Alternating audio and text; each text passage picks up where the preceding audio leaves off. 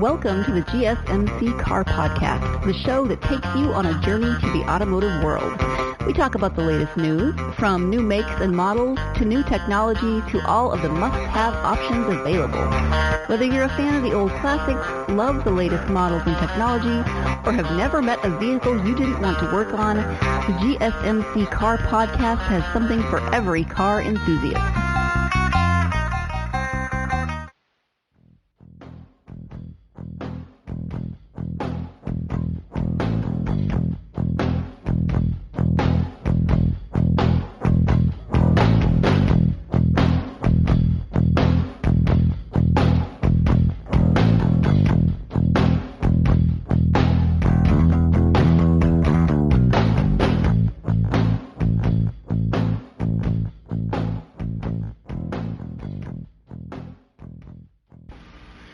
Thank you for tuning in to the GSMC Car Podcast, brought to you by the GSMC Podcast Network. I'm your host, David Lucy Mabel. Okay, folks, today I am really excited about this one. We are going to be talking about the Toyota Century, and we are going to be mentioning the newest iteration of the Toyota Century that came out just 2 years ago in 2018. So we are going to be talking about the Toyota Century, Japanese luxury philosophy. I know that sounds super scary and super fancy, but trust me, it's not that difficult.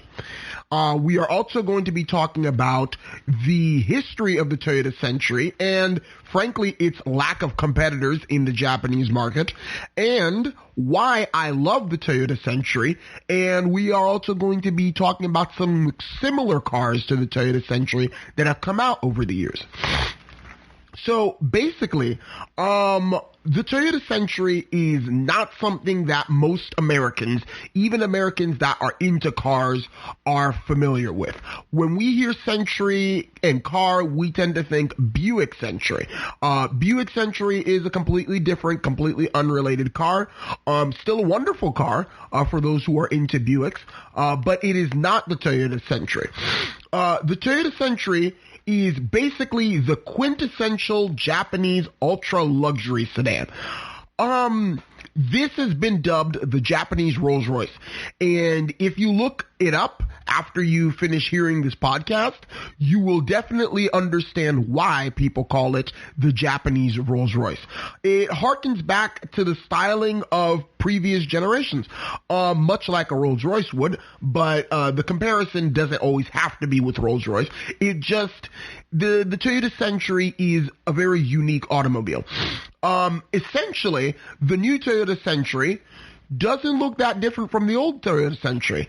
And the second generation, which I will refer to as the old Toyota Century, doesn't look much different from the original Toyota Century. So we've got a long heritage going on here.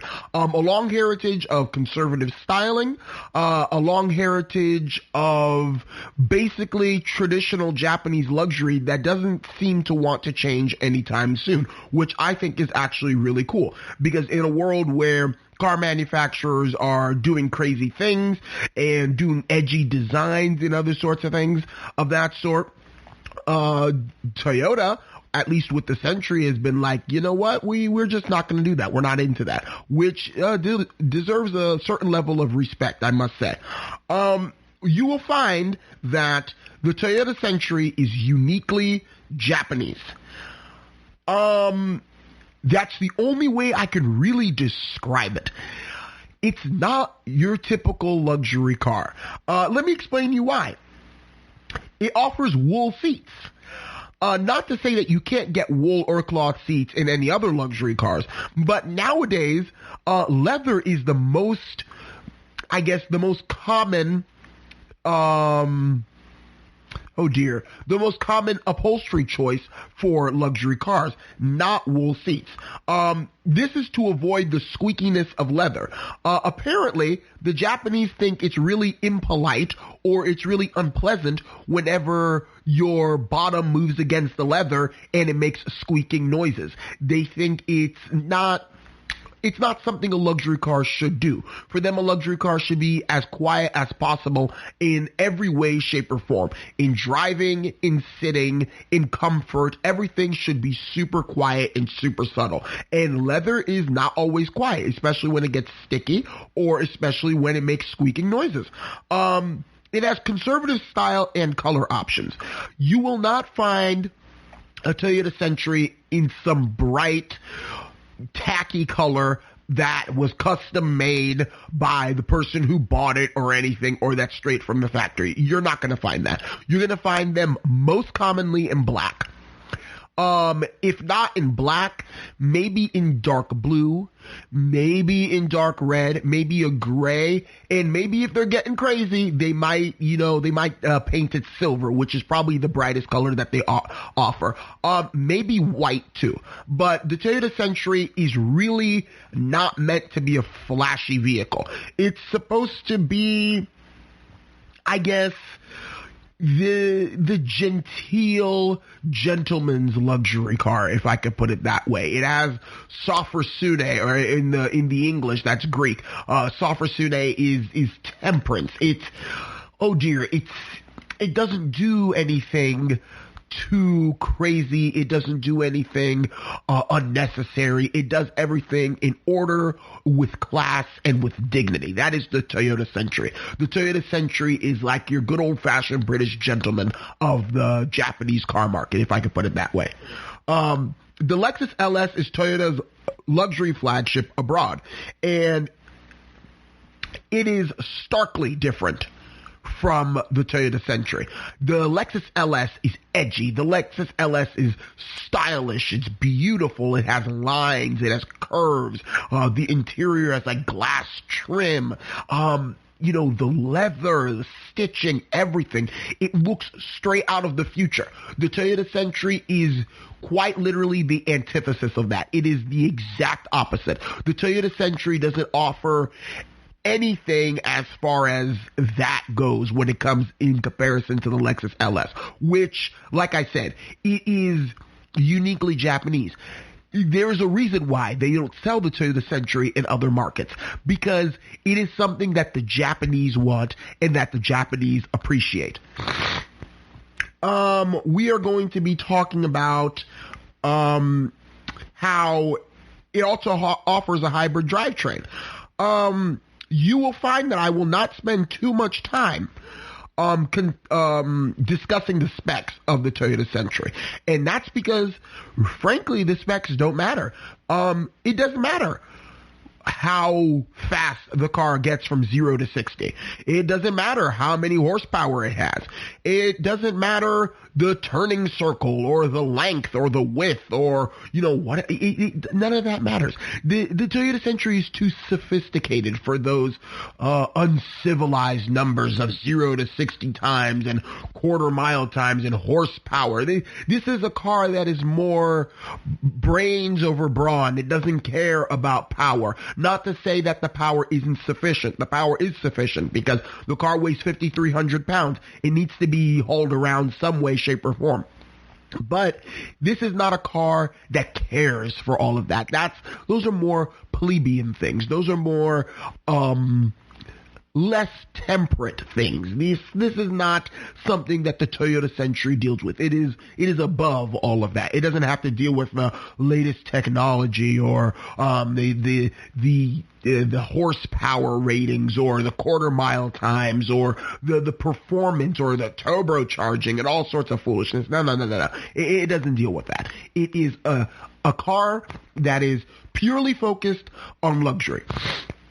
Performance is not really given a thought when it comes to the Toyota Century. Not to say that performance doesn't matter, because obviously the people who are driving the car need to drive a car that can perform, hence, performance. But that's not the main cachet of the Toyota Century. It's not that it's this, super performer and it does 200 miles per hour like a Bentley while still wrapping you in luxury. No, it is meant to cruise down Japanese streets and take the businessman to his next meeting. I mean, that's what the Toyota Century is all about.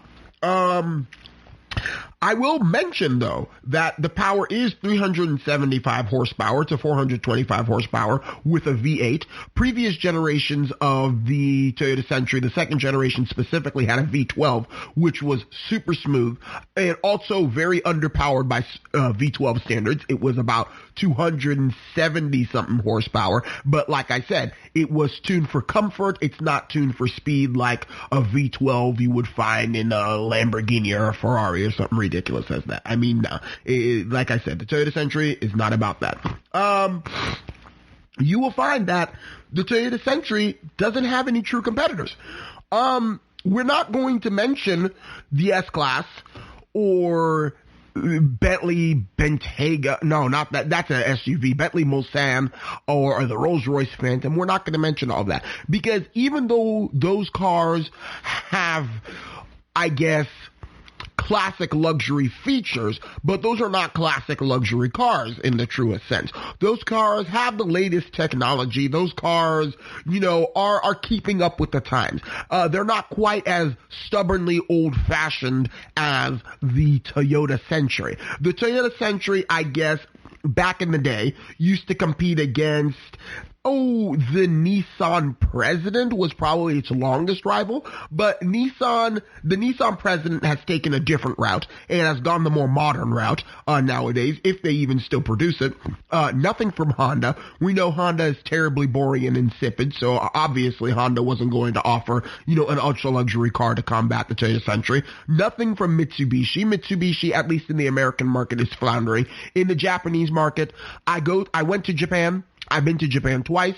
I pay attention to the car community there.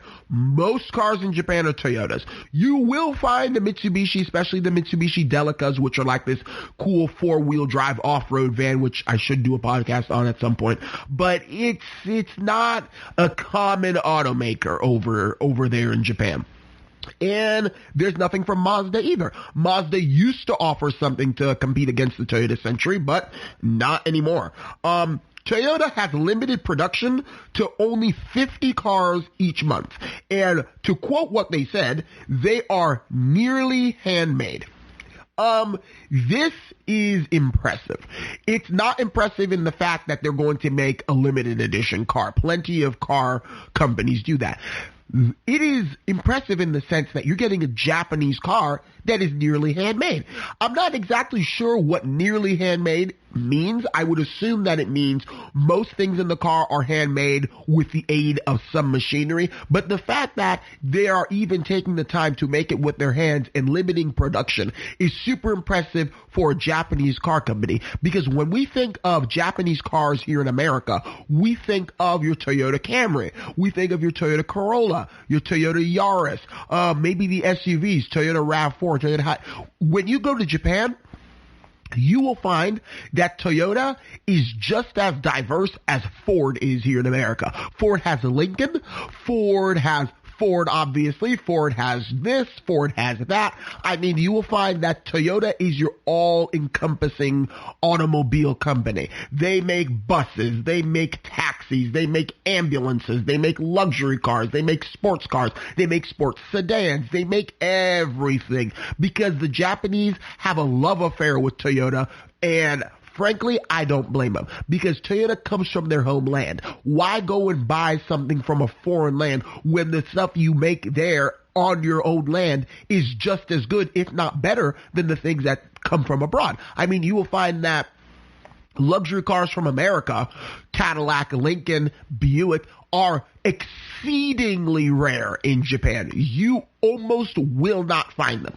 And German luxury cars are not as common over there as they are here in America. Not to say that you don't get them, because obviously Mercedes-Benz and BMW are international brands. They have a market in nearly everywhere on earth. But you will find that the Japanese, despite the availability of the German cars, would rather buy a Japanese luxury automobile because they trust that much in their own manufacturing, which is super important when it comes to something like the Toyota Century, because that's really the only reason why the Toyota Century is even still alive in the competitive car market we have today, is because the Japanese believe in it. They are not concerned with making huge money on the Toyota Century. They're limiting production. They're not offering a performance. They're not concerned with being competitive. As long as the Japanese continue to stay conservative, to continue to stay humble, continue to stay low key, if I could use a modern term, then the Toyota Century will continue to soldier on virtually unchanged, maybe updated, but the idea of the Toyota Century will not change as long as the Japanese do not change. I've been to Japan. These people are a very unique class of people. I appreciate Japanese culture so much because they are the epitome of tradition and doing things in their own way. It is a beautiful mix of modern and tradition over in Japan, and I feel like the Japanese culture has, I guess, imbued itself into the Toyota Century. This is the quintessential Japanese car.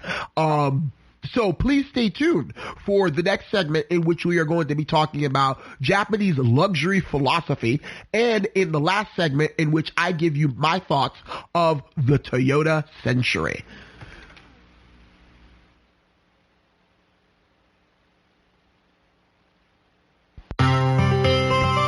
Are you a business owner? Someone interested in the latest news that might affect your business? Then check out the GSMC Business News Podcast, a show dedicated to keeping you up to date on all things concerning business, technology, and the stock market. Get a head start on the day as we keep you updated on the latest goings-on Wall Street, money, jobs, and technology. The GSMC Business News Podcast has you covered.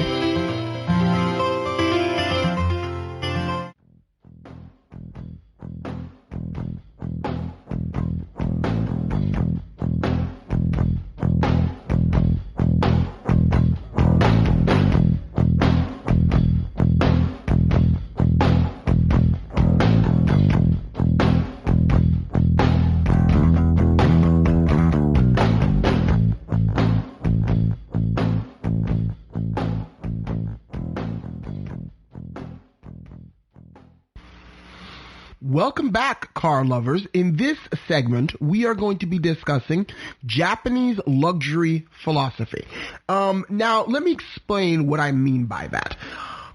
This is not something that you might find in your average car review, but I am a philosophy minor by trade when I was in undergrad, and these are the weird thoughts that I have flowing through my head at night before I go to bed. I'm thinking about, what is the German luxury philosophy? What is the American luxury philosophy? What is the Japanese luxury philosophy? Well, this is what I have boiled it down to, essentially.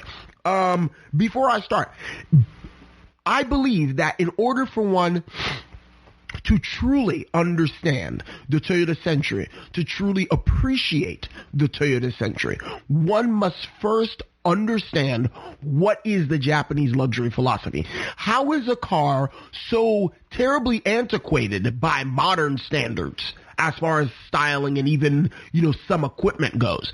How is something so terribly antiquated still viable and selling well in today's market? How? I'm going to explain to you how.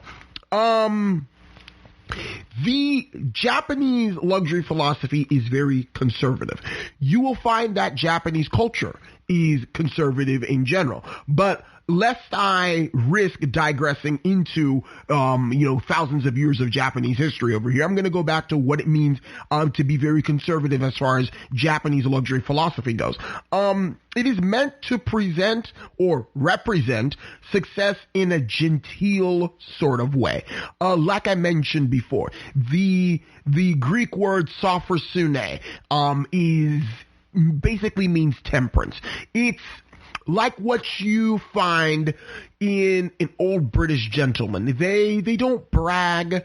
They have class. They have, oh God gracious, not just class, but they have self-control. They have temperance. That's what it is in the Japanese luxury philosophy, especially with the Toyota Century. The Toyota Century, you will find, has a grip on its existence. It knows what it is, it's proud of what it is, and it doesn't show that off. It is a very confident automobile in the sense that it marches to the beat of its own drum, if I can put it that way. And that's how Japanese luxury is meant to be. It's not flashy. Not to say it's completely devoid of technology, but you're not going to find some of the latest and greatest technology in the car. A lot of things that are frankly just gimmicks to get you to buy some of the luxury sedans. I mean, the car is not going to move itself out of the parking lot at a push of a button. Tesla, I'm looking at you, and BMW. I mean, it doesn't do all of that. It doesn't need to do all of that. It knows that it's a luxury sedan, and it's going to keep that confidence that it has. It's like the Toyota Century doesn't have time for that showing off foolishness. Showing off is for plebeians. Showing off is for those who do not have self-confidence. I have self-confidence, so I need not show off. That is basically what the Toyota Century would say if it were a person that can speak. Styling is not extravagant. There is a saying in Japanese, and I'm going to try my best not to butcher this. Deru kui wa utateru. Deru kui wa utateru means the nail that sticks out gets hammered down. This is an undertone of Japanese culture. You will find that the Japanese are not super flashy. The Japanese are very humble. And the Japanese always, I guess, count others as better than themselves, if I were to quote from the good book. The Japanese are a very collectivistic mindset. They care about their society, and as a result, they try not to outshine each other. They understand, however, there are people who deserve respect. They understand, however, that your elders deserve the utmost respect. And the Toyota Century embodies this. The nail that gets hammered, or the nail that sticks out gets hammered down. Think of it. The Toyota Century, if you were to see one, and I implore you all, please look up a picture of this car. You will find that if you saw this rolling around on regular streets, you might not even notice it. That's exactly the point. It's not meant to be noticed. It's not meant to stick out. You know, the Mercedes-Benz S-Class is super flashy. The Rolls-Royce Phantom is super flashy. It has a presence. You pass by a Phantom, you know you're passing by a Phantom, because a lot of times they're in some crazy color combination that has been custom chosen by the person who bought it. You pass by a Bentley, you know you're passing by a Bentley. You pass by a Cadillac even, and a Cadillac is not even in this price range, but you will find out that even a Cadillac has more presence than a Toyota Century, and that is the point. The Toyota Century doesn't want to get so extravagant to the point that it becomes offensive and the Japanese don't like it.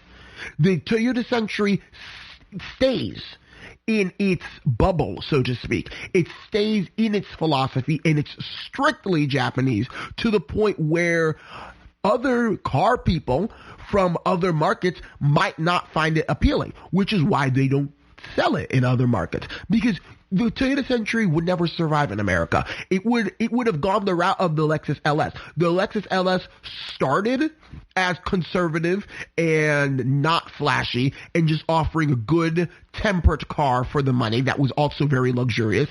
And then it moved on. It grew up. It became Americanized in the sense that it became super extravagant. And not to bash the Lexus Ls. I love the Lexus Ls, but it's totally not like Japanese luxury philosophy in that sense. It's much more American. It's much more German in that sense. And you have to understand that's what it's competing against. It's competing against Cadillac. It's competing against Mercedes-Benz. It's competing against BMW. It's kind of like that bridge between the cheaper American luxury cars and the more expensive German luxury cars. It rides that middle ground quite nicely, and it's competing against both. So the Lexus LS, I mean, that's a completely different philosophy in its own. It's a competitor philosophy. philosophy. It's going to be like, oh, I'm going to do everything that the competitor does, but do it better and still make it very reliable. That's Japanese competitor philosophy when it comes to luxury cars abroad. But that does not describe the Toyota Century.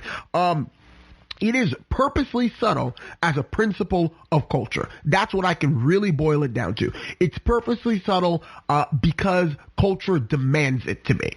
And I feel like that's something that is not appreciated anymore when it comes to car design, when it comes to cars in general.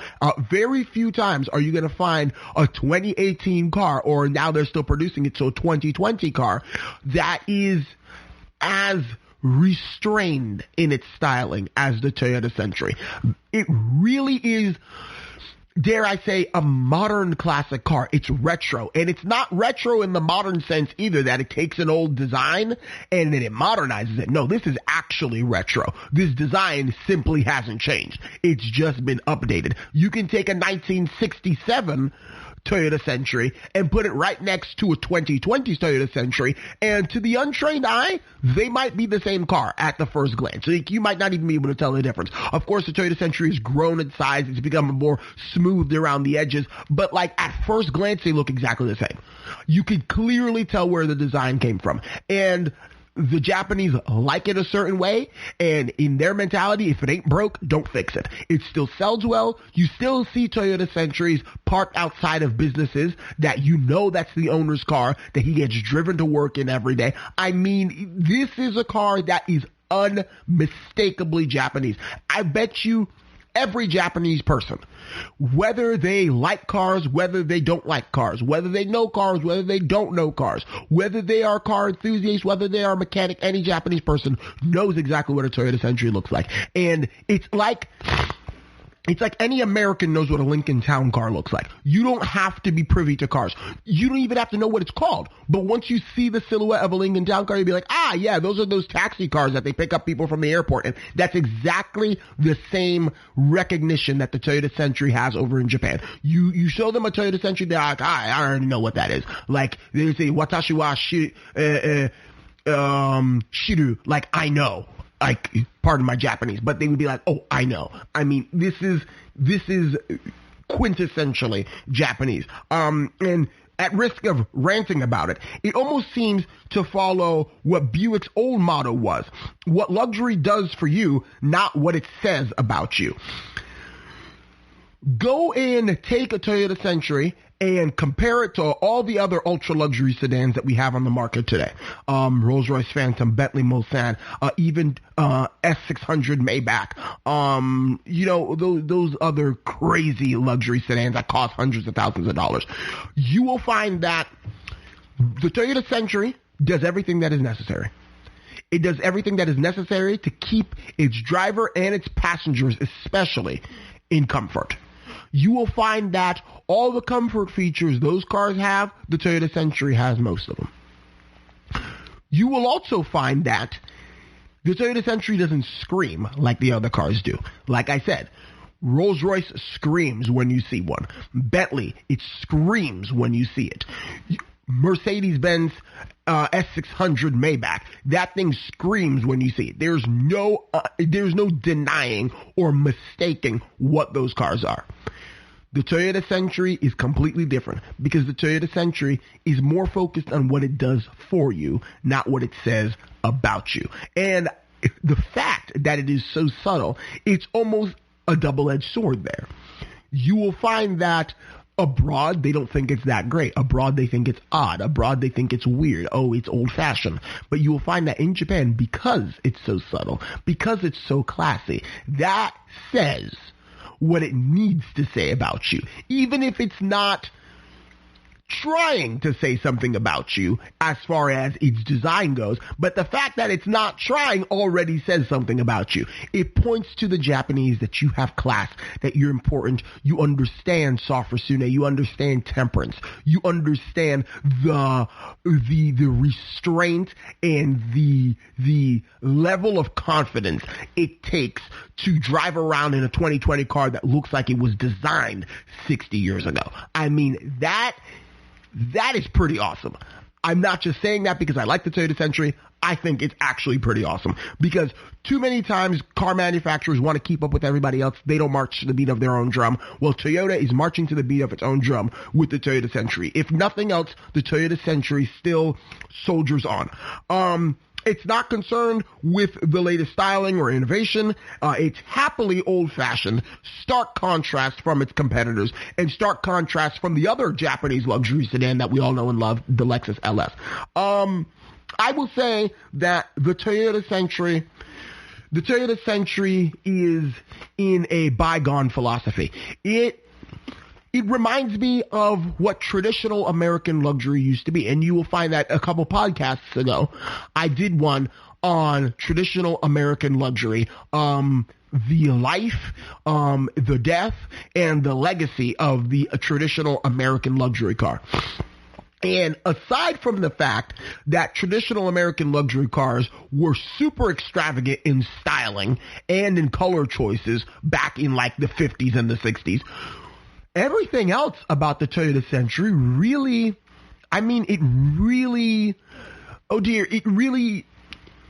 it's very reminiscent of the traditional American luxury sedan. It's not concerned with performance. It's not concerned with the latest technology and innovation. Leave that foolishness up to the Germans. The Germans know performance. They have to drive on the Autobahn at 100 plus miles per hour. They know engineering. They know all of that. They know all that because they have to drive on the Autobahn at 100 miles per hour, so they obviously know performance. And in order for them to get their cars to not fall apart at 100 miles per hour on the Autobahn, they have to know engineering. I mean, it makes sense why the German luxury cars are focused on performance and engineering. The Japanese luxury car doesn't need that. The American luxury car, the traditional American luxury car, when it existed, didn't need that either. It was unapologetically old-fashioned, and it was okay with that.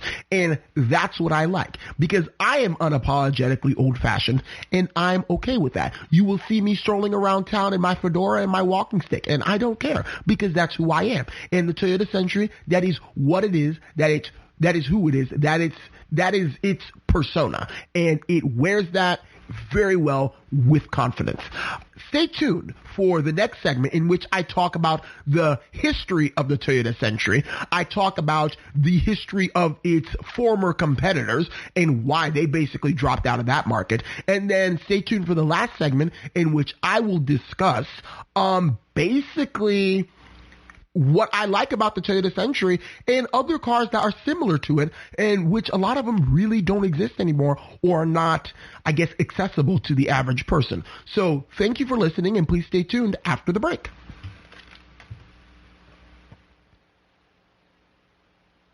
Tired of searching the vast jungle of podcasts? Now listen close and hear this out.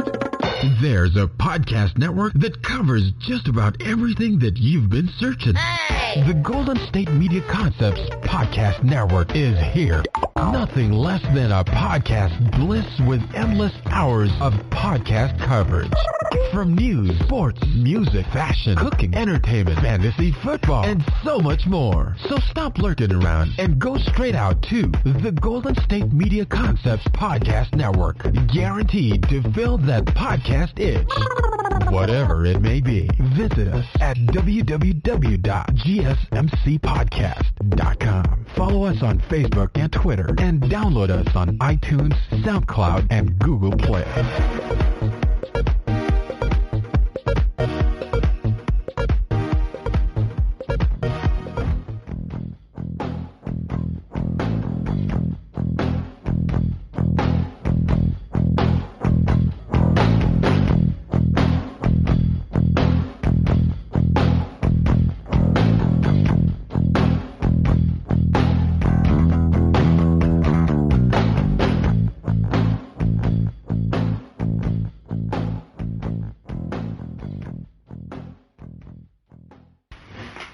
Okay, welcome back, car lovers, to segment 3 of this podcast. We are going to be discussing the history of the Toyota Century. Let me just put it into perspective to drive the point home that the Toyota Century is not your average luxury sedan. The Toyota Century has been in production for 53 years. from 1967 to the present. And guess how many generations it's had? Only 3. That's right. It's only had 3 generations, meaning that these generations have been super long and super drawn out. And because the car hasn't had a need for much updating, you can find a 97 Toyota Century that looks like a 1977 Toyota Century. Even though there's 20 years of difference, the car never needed to be updated that much. You will find that in 2018 was the first really fully redesigned car of the Toyota Century, the iteration of the Toyota Century, I should say. We know obviously it's a car. It was the first fully redesigned iteration until 2018. So 2018 was the first time that the Toyota Century was fully redesigned and fully updated. And even though it was fully updated and redesigned, it still looks like the Toyota Centuries of old. It's not a changing design, really. The history is largely unassuming, very fitting of the car's character. In other words, the history of the Toyota Century is not that exciting. I mean, it's a Toyota Century. It's been around for 53 years. They changed it twice. Once, I believe, in the mid-70s. Another time just recently. I mean, that's it. They've updated it twice. Yeah, it's very fitting of the car's character. The fact that the history is largely unassuming, the history is nothing that terribly exciting, and the history is what it is. I mean, and I have to appreciate that. I have to appreciate the fact that the Toyota Century is what it is, in other words. I mean, it is what it is. It is not a Mercedes-Benz S-Class. It's not even a Lincoln Town car. It's not a Cadillac Escalade, or not an Escalade. It's not a Cadillac DeVille. It's not a Cadillac Fleetwood. It's a Toyota Century. It's been unashamedly Toyota Century since its inception, and purposely so. Let's mention the old competitors, and this is a huge part of the Toyota Century's history, because it used to actually have competitors. Of course, it is important to mention the fact that it used to have competitors, and not so much the fact that it has competitors anymore, because it doesn't. So, we're going to talk about the Nissan President. The Nissan President, back in its day, was probably the most Toyota Century-esque automobile out there. And if I remember correctly, the Nissan President directly competed against the Toyota Century for about 20 years. It was probably from the 60s to the 80s that it was a direct competitor of the of the Toyota Century. The Nissan President was actually introduced a year before the Toyota Century, in 1966. But it ended in 2010.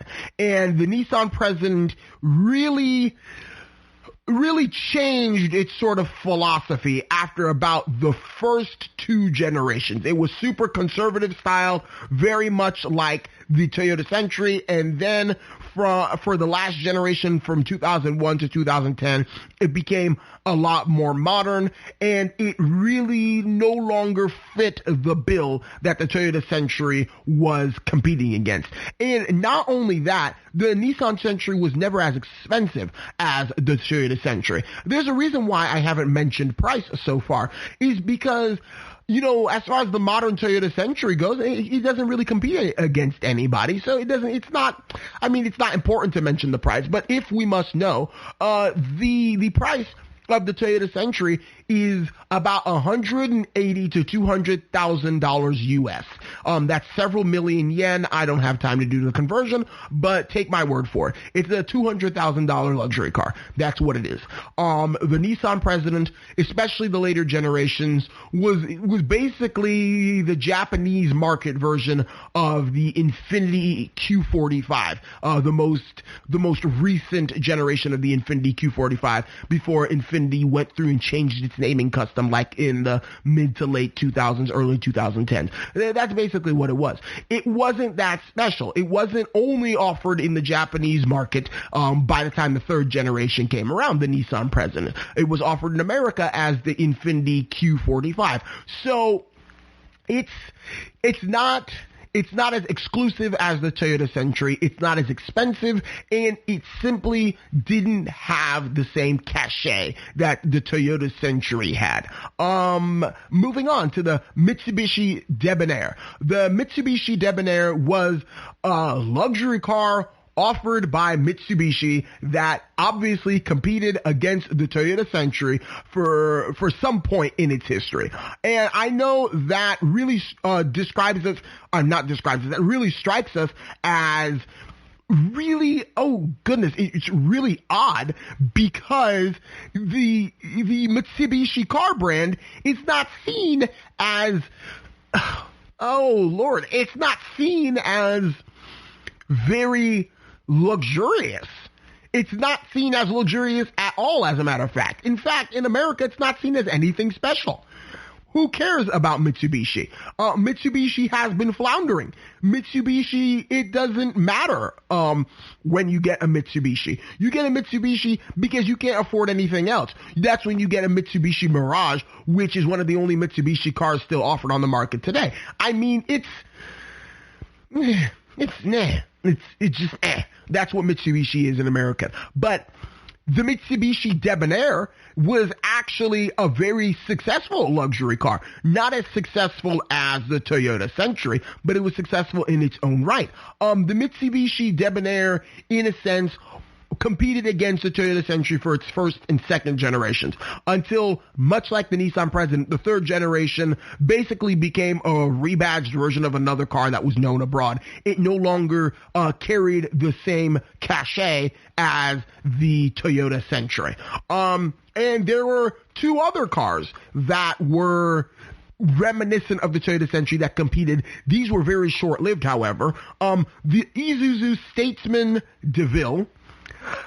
Yes, Isuzu made a luxury car.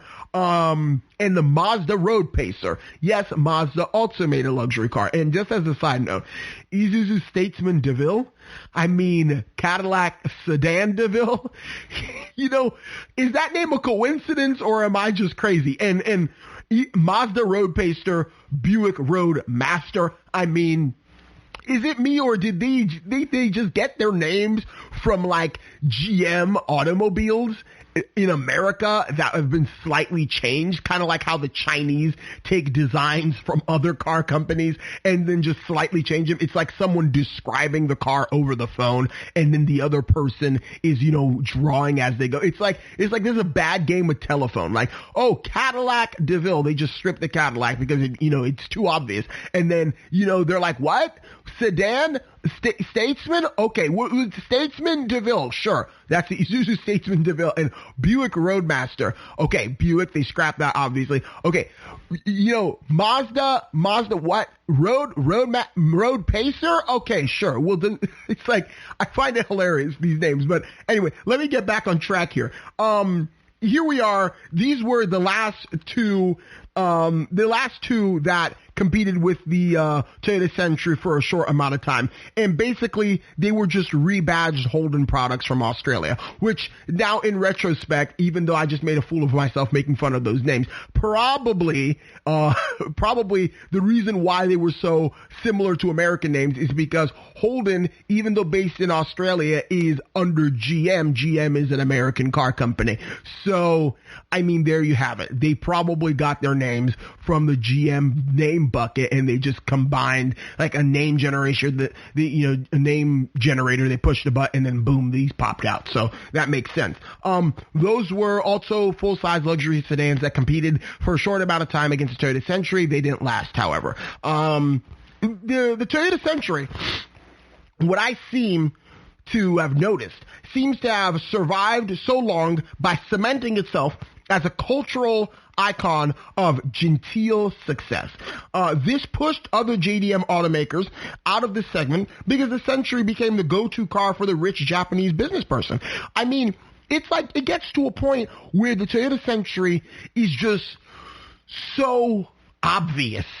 Like, oh, I'm going to get a luxury car. What you going to get? Oh, I'm obviously going to get a Toyota Century. What else is there to get? I mean, that's kind of how the Japanese businessman, seems to think. I saw Toyota Centuries a bunch of places in Japan, especially in the Ginza district of Tokyo. I mean, Ginza would be comparable, I guess, to, I don't know, some really rich neighborhoods in the United States. I'm from Florida. For me, Ginza is downtown Naples or downtown Miami. I mean, this is where all the filthy rich people in Tokyo hang out. You see everything from Lamborghinis to Mercedes-Benz, and I'm not talking about any regular Mercedes-Benz. I'm talking about like the top of the line, cream of the crop type foolishness over here. I mean, that's where you find the Toyota Century. You find Toyota Centuries parked out in front of convenience stores, not because someone came to visit the convenience store and they happened to be driving a Toyota Century. No, it's because the person who owns the convenience store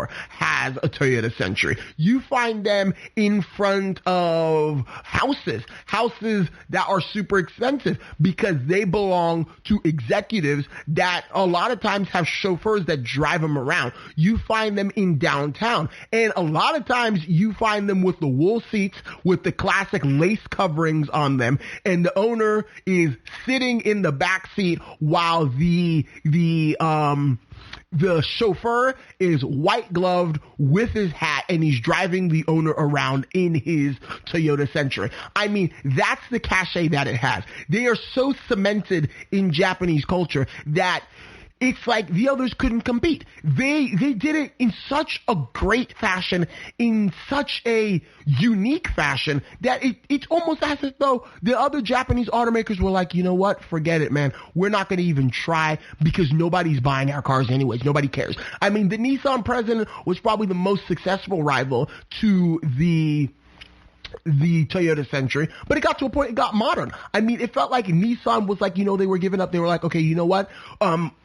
We can't compete against the Toyota Century in this way, so we're just going to go modern and go after another market of cars. I mean, the Toyota Century has really cemented itself as the go-to Japanese luxury car for the Japanese businessman. They're coming out with new models, or at least a new model of the Toyota Century, and people are buying it. I've already seen the new Toyota Century on the roads in Japan. Granted, the first time I went there was 2018. That's the year that it came out, so I started seeing them then, and I saw them again in 2019. I got to see one up close and personal at the Toyota History Garage and the Toyota Showcase at the Venus Mall in Odaiba in Tokyo. I mean, my goodness, this is what it is. This is what it is. It's like an American used to know what a Lincoln Town Car was just by the name. And older people and people who are into cars still know what a Lincoln Town Car is today, even the younger generation, because the Lincoln Town Car wasn't,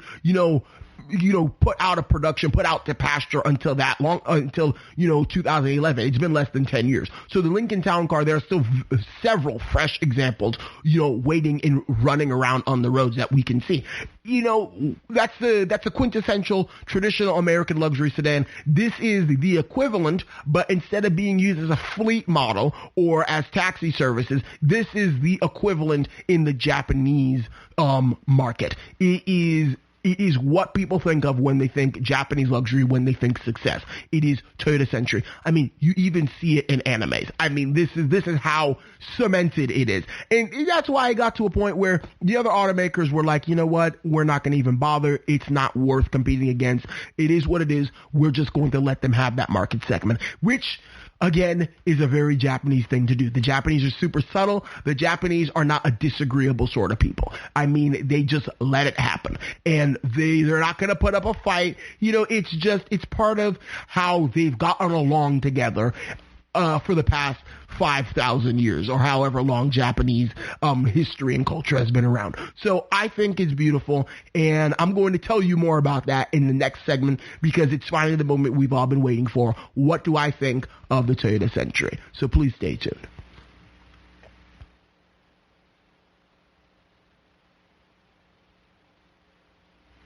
Do you work in the world of marketing and advertising? Are you a media buyer or the owner of an agency? Have you been looking for a podcast to help stay on top of all the goings-on of those worlds? The GSMC Marketing News Podcast is dedicated to keeping you up to date on all things concerning marketing and advertising. Get the latest marketing news, from what major businesses have planned for the coming year to the newest trends in advertising, from podcasts, digital and streaming, to the old standbys of radio, television, and billboards. The GSMC Marketing News Podcast has you covered, whether you're a marketing agent or a business trying to expand your brand.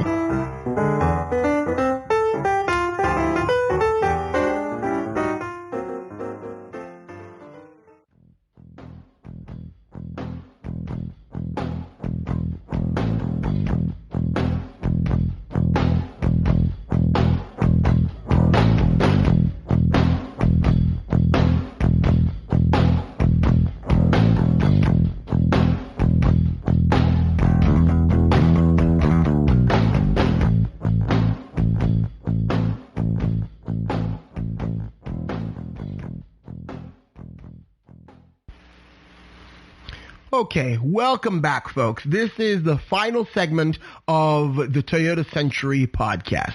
Why I like the Toyota Century, why I love the Toyota Century. Like I've been saying, it's uniquely Japanese. Unlike any other ultra-luxury sedan, it encompasses my favorite ideas about luxury automobiles. And in case if I haven't stressed that point enough, build quality.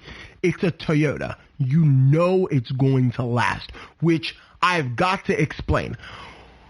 All the other ultra luxury sedans out there are notoriously unreliable. Anybody who has anything other to say about that, anything contrary to say, fight me. I dare you. They are all notoriously unreliable. You're not going to put 300,000 miles on a Rolls-Royce Phantom. You're not going to. Because, frankly, it might not last 300,000 miles. It is built on a BMW platform, and we know that BMW and their reliability is not exactly two peas in a pod, if I could put it that way. The Bentley might be slightly more reliable because it's a Volkswagen product, but still, Bentleys are not known for their terrible reliability. Mercedes-Benz S-Class. Oh God, my dad owns one. And granted, that was from the Chrysler era, but it's been nothing but a basket case since he bought it. Not known for its reliability. BMW 7 Series, valve sealed. Need I mention anymore? Any BMW V8 automatically self-destructs after a while. I mean, nah.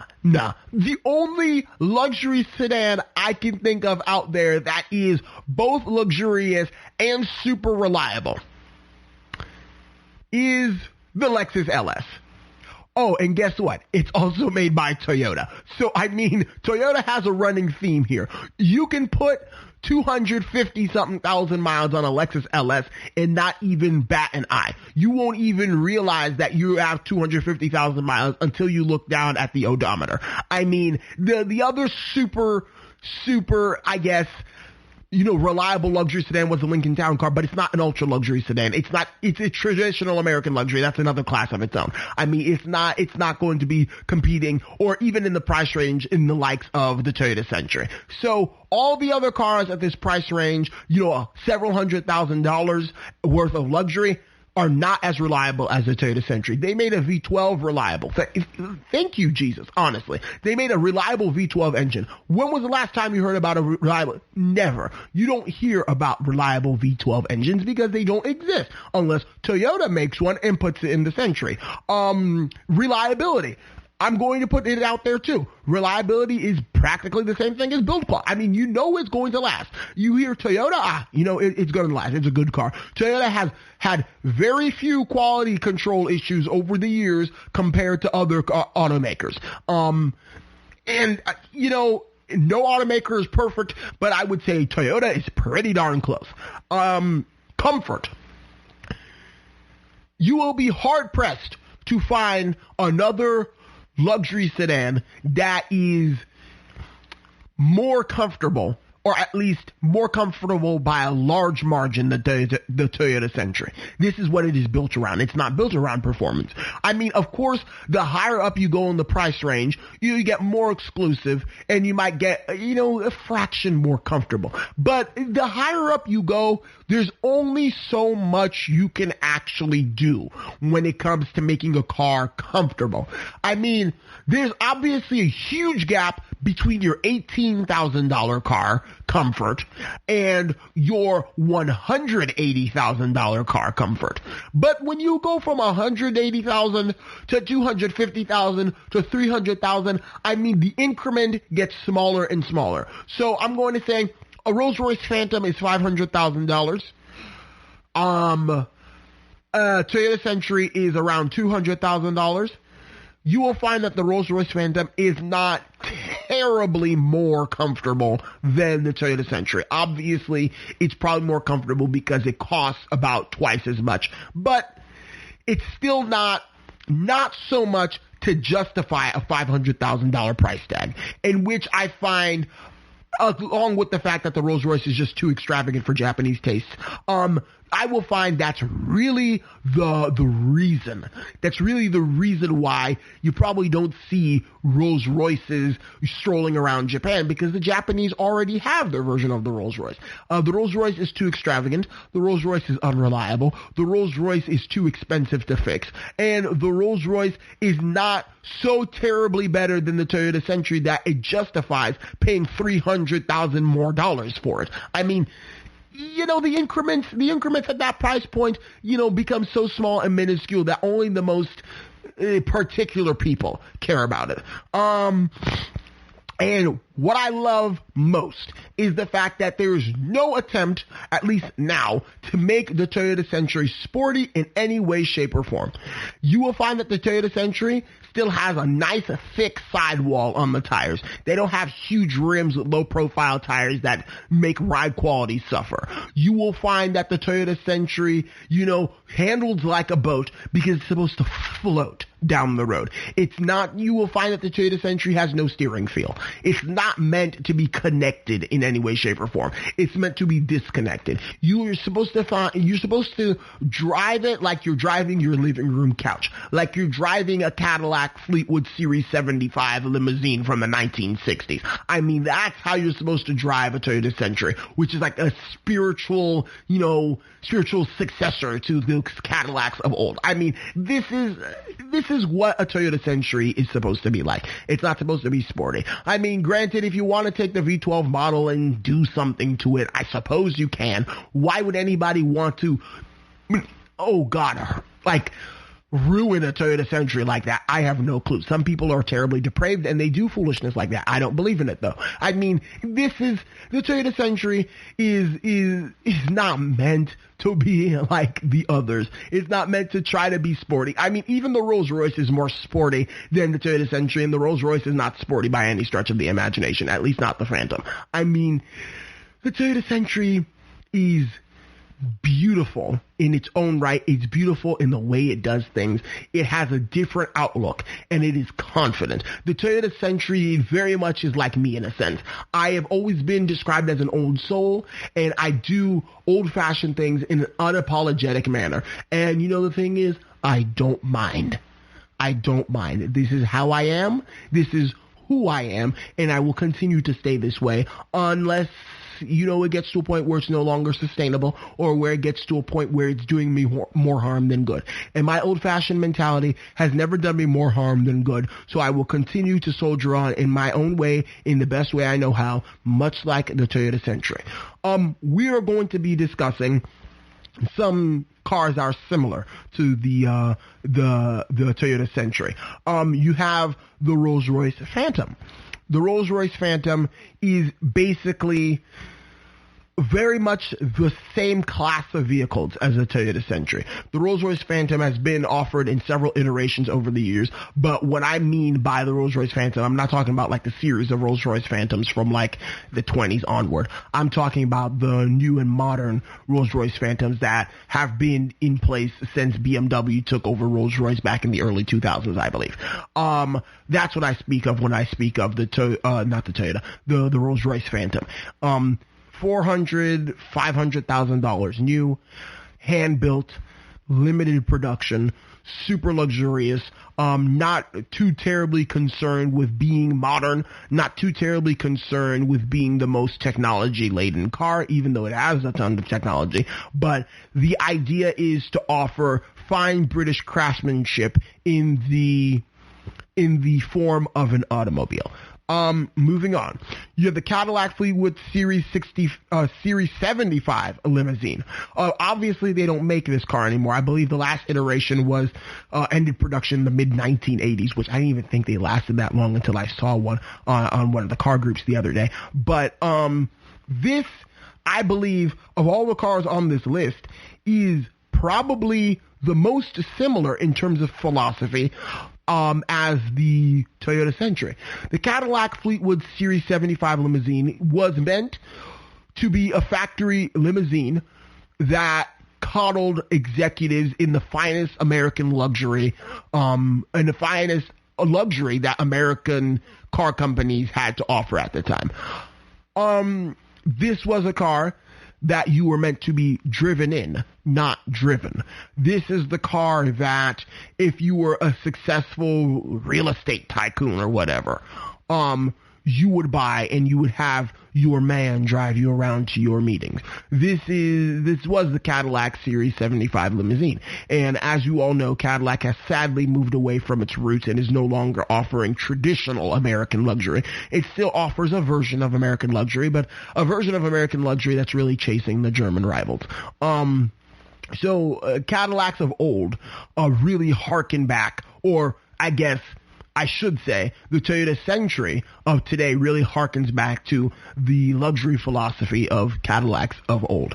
You have the Mercedes S-600 Maybach. Once again, factory limousine meant to coddle important executives. They actually still make this.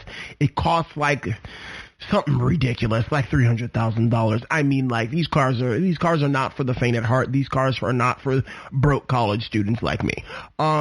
These cars are, the Mercedes S600 Maybach. This has a long and storied history. S600 has a huge history in itself, and Maybach has another huge history. These are basically the German versions of this car. The car that you're meant to be driven in, not drive. I'm going to mention Maybach 62. I know there's already another Maybach on this list, but the Maybach 62 was the Maybach before Mercedes-Benz killed the Maybach brand and incorporated it into the Mercedes-Benz lineup. For the longest while, Maybach used to be its own brand, and the Maybach 62 competed directly with the Rolls-Royce Phantom, probably the most direct competitor to the Rolls-Royce Phantom, right around $400,000 or $500,000. And again, it was the extended wheelbase version. There was a Maybach 57, and the Maybach 62 was the extended wheelbase version, also meant to be driven in, not meant to drive.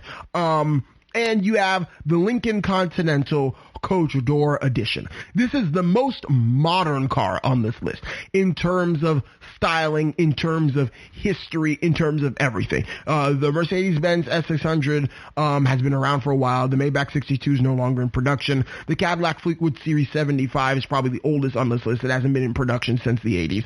And the Rolls-Royce Phantom, they're constantly coming out with a new model. The Lincoln Continental Coach Door Edition is really new. It's unique. It is American. None of the other cars on this list, aside from the Cadillac, are American. But the Cadillac is not a modern American car. The coach door edition of the Lincoln Continental is a modern American car.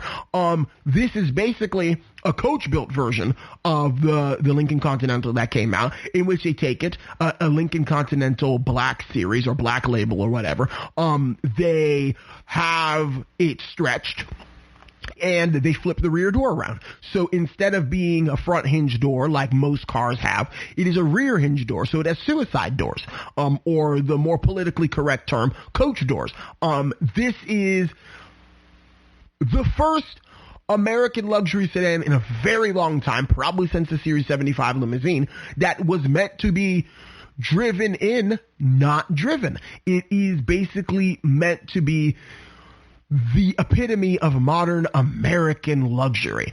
And I really appreciate it for the fact that this was Lincoln's last attempt at creating a somewhat traditional American luxury sedan. And it is to be commended. It is a commendable thing.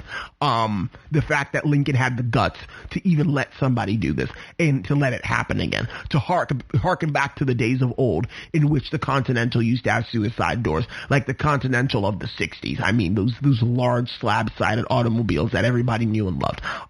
This was a very noble attempt. Of course, they killed off the Continental. The Continental's not coming back for, I think, 2021. But nonetheless, it is there. And these are basically what the Toyota Century these are the Toyota Century's counterparts in different cultures. You have a British version, the Rolls-Royce. You have an American version, two American versions, a classic American version and a modern American version, in the Cadillac being the classic one, the Lincoln being the modern one. You have two German versions, an older German version and a modern German version of what the Toyota Century would represent in those markets. So thank you very much for listening to this week's edition of the GSMC Car Podcast, brought to you by the GSMC Podcast Network. I would like to ask you to please remember to subscribe to the show and write a nice review. That really helps us. Also, if you can please follow us on Facebook, Twitter, and Instagram. Thank you and have a good night. You've been listening to the GSMC Car Podcast, part of the GSMC Podcast Network. You can find this show and others like it at gsmcpodcast.com. Download our podcasts on Apple Podcasts, Stitcher, SoundCloud, and Google Play. Just type GSMC into your favorite podcast app to find all of the shows from the GSMC Podcast Network. From movies to music, from sports to entertainment, from business news to weird news. Please subscribe to the podcast and follow us on Twitter and Facebook. Thank you, and we hope you've enjoyed today's episode.